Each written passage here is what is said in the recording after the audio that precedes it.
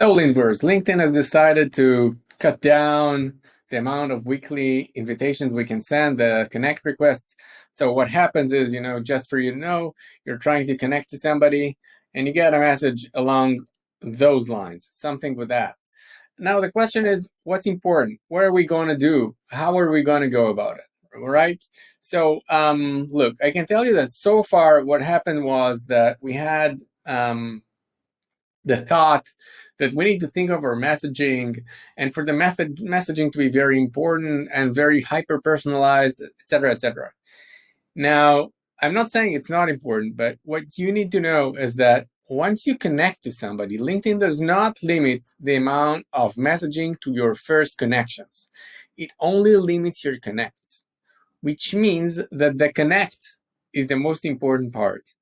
Now, you can do A/B testing on Connect with a message, without a message, but one of the most important things that you need to know is that it's LinkedIn, and your photo and your title will determine a lot, maybe 80% of the person's decision if to connect to you.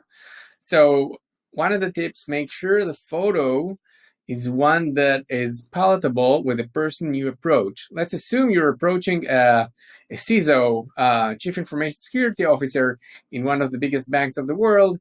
If you approach him from a young guy who is sales and he's in his Bermuda shorts on a beach, most probably he will not be answered because they're not on par in their understanding, and he understands that there will be no discussion there. So what you need to do is, first of all, take care of the image to adapt and to adjust to the person you want to address. Second is, you understand now that the important thing is the connect. And in the connect, there is the title. So you also need a title to be one that will be received well by the other side. So let's assume you've got two persons in your company doing the connect, and one is a sales guy and it's written sales on his title, and the other is an engineering, and the product you're selling to an engineering.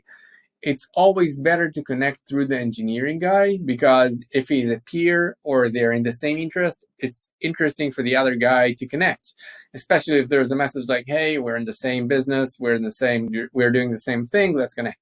But if it's a sales guy, it really reduces the chances of being connected to. So take all of those into consideration. More tips next time. Bye.